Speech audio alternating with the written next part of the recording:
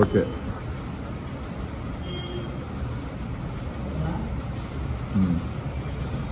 నా పేరు ఎం యుగంధర్, ఏవైపు రాష్ట్ర అధ్యక్షులు. శ్రీకాకుళం జిల్లాలో పత్రికా సమావేశం ఏర్పాటు చేయడం జరిగింది.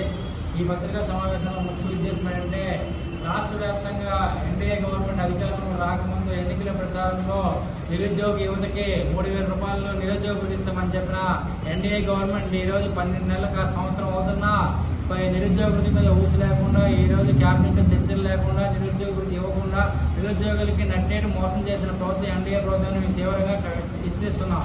అదే తరుణంలో కూడా ఈ రాష్ట్ర వ్యాప్తంగా ఈ నెల 15 నుంచి వచ్చే నెల 16వ తేదీ వరకు నిరుద్యోగ వృత్తి దగ్గర నిరుద్యోగ వృత్తి కోసం అప్లికేషన్ల సేకరణ, సంతకాల సేకరణతో విడతలుగాను నిరుద్యోగ వృత్తిలో ఎంతమంది ఉన్నారు ఈ రాష్ట్రంలో కూడా ఎంతమంది నిరుద్యోగ వృత్తి వెళ్ళట్లేదని కూడా దాన్ని కూడా మేము సర్వే చేసి ఈరోజు రాష్ట్ర ప్రభుత్వం తీవ్ర ఒత్తిడి తెచ్చి నిరుద్యోగులందరూ కూడా నిరుద్యోగ వృత్తి ఇచ్చే విధంగా కూడా ప్రయత్నాలు చేస్తున్న అఖిల భారత యువజన సమైక్య ఆధ్వర్యంలో. అలాగే ఈ నిరుద్యోగ సంతకాల సేకరణలో కూడా రాష్ట్ర వ్యాప్తంగా పెద్ద ఎత్తున వాలంటీర్లు కూడా పాల్గొని వాళ్ళు చిరుద్యోగులుగా పనిచేసి వాళ్ళకి ఈరోజు ఎన్డీఏ గవర్నమెంట్ అధికారంలోకి వచ్చిన అందరినీ కూడా నిరుద్యోగులుగా మార్చింది కాబట్టి తక్షణమే వాళ్ళు కూడా ఈ కార్యక్రమంలో పాల్గొని విజయవంతం చేయాలని మేము కోరుతున్నాం.